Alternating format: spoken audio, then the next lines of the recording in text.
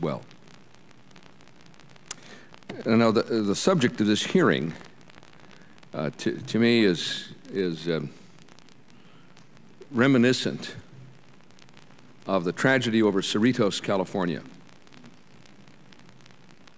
For several years, I had held hearing, and Mr. Coyne was, you may have been in Congress at the time that we conducted these hearings. I know that Mr. Costello was.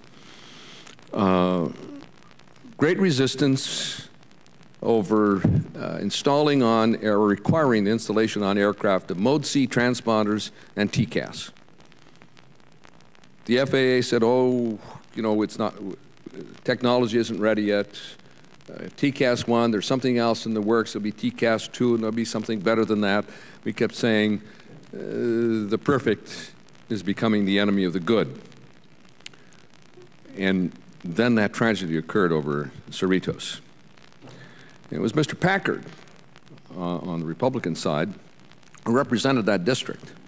Himself, I think, a pilot and an enthusiast for aviation who said, we have to require TCAS on board aircraft by act of Congress. I said, Ron, you introduced the bill. I'll join you as co-sponsor. And he did, and we did, and we had the hearing and reported the bill, and we moved it through the House and the Senate, and it became law. And then suddenly all the opposition of the airlines melted away. But do we have to have fatalities? Do we have to have tragedy in the air before we act again and again and again? Is that what it takes to mobilize? Doesn't the wisdom of the NTSB, or the wisdom of air traffic controllers, or the wisdom of FAA suffice to say, this is what we need to do, look ahead and do it now before there are fatalities? I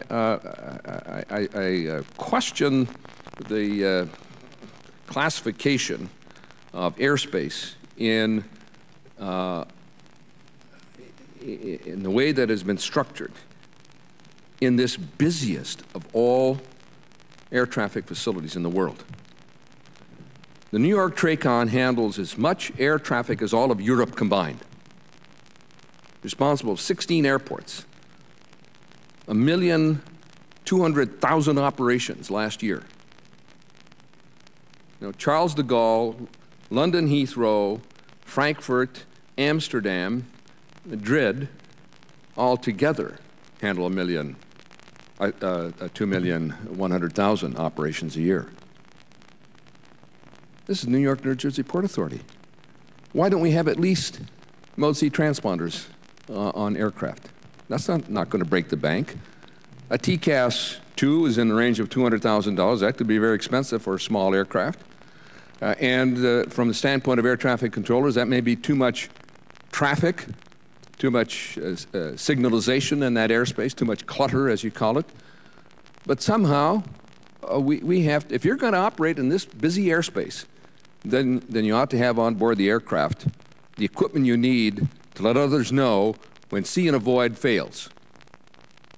That's been my position for years. And I think that's where we need to go. And I'll stop at that point. Thank you, Mr. Chairman.